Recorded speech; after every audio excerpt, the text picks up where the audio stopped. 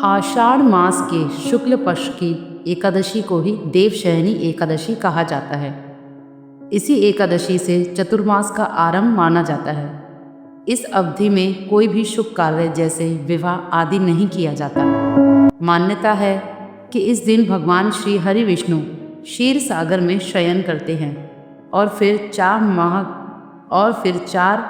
माह बाद उन्हें उठाया जाता है। उस दिन को देवउठनी एकादशी कहा जाता है। इन दोनों के बीच के अंतराल को ही चतुर्मास कहा गया है। देवशयनी एकादशी को देवशयनी, महा एकादशी, थोली एकादशी, हरिदेव शयनी, पद्मनाभा शयनी तथा प्रबोधिनी एकादशी भी कहा जाता है। आइए जानते हैं इसकी कथा के बारे में। धर्मराज युधिष्ठिर ने कहा, हे केशव, आषाढ़ शुक्ल एकादशी का क्या नाम है? इस व्रत के करने की विधि क्या है और किस देवता का पूजन किया जाता है? श्री कृष्ण कहने लगे कि हे युधिष्ठिर, जिस कथा को ब्रह्मा जी ने नारद जी से कहा था वही मैं तुमसे कहता हूँ। एक बार देवर्षि नारद जी ने ब्रह्मा जी से इस एकादशी के विषय में जानने की उत्सुकता प्रकट की। तब ब्रह्मा जी ने उन्हें बताया, सतयुग में मानदाता नामक एक चक्रवर्ती सम्राट राज्य करते थे। उनके राज्य में प्रजा बहुत सुखी थी, किंतु भविष्य में क्या हो जाए ये कोई नहीं जानता। अतः वे भी इस बात से अज्ञान थे कि उनके राज्य में शीघ्र ही भयंकर अकाल पड़ने वाला है। उनके राज्य में पूरे 3 वर्ष तक वर्षा न होने के कारण भयंकर अकाल पड़ा। इस अकाल से चारों ओर त्राहि त्राहि मच गई। धर्म पक्ष के यज्ञ, हवन, पिंडदान, कथा, व्रत आदि में कमी हो गई।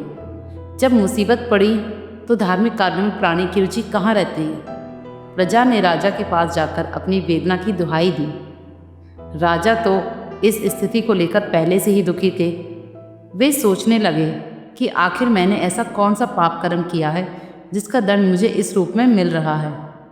फिर इस कष्ट से मुक्ति पाने का कोई साधन करने के उद्देश्य से राजा सेना को लेकर जंगल की ओर चल दिए।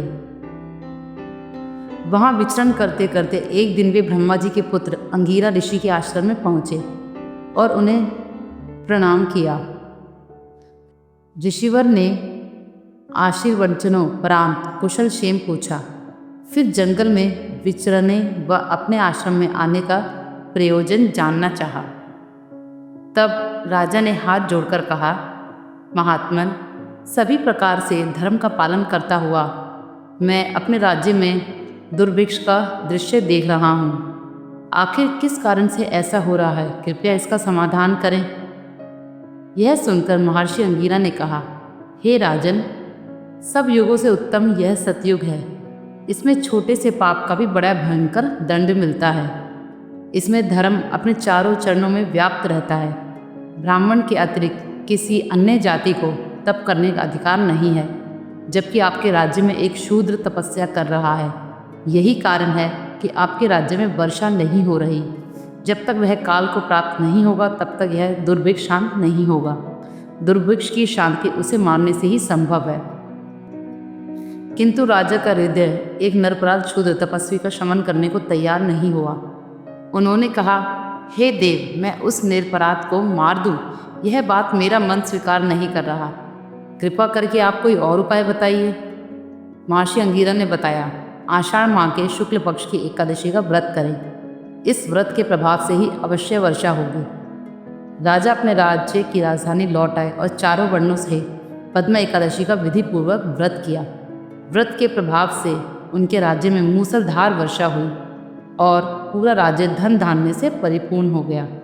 ब्रह्म व तत्व पुराण में देवशयनी एकादशी के विशेष महात्म्य का वर्णन किया गया है। इस व्रत से प्राणी की समस्त मनोकामनाएं पूर्ण होती हैं।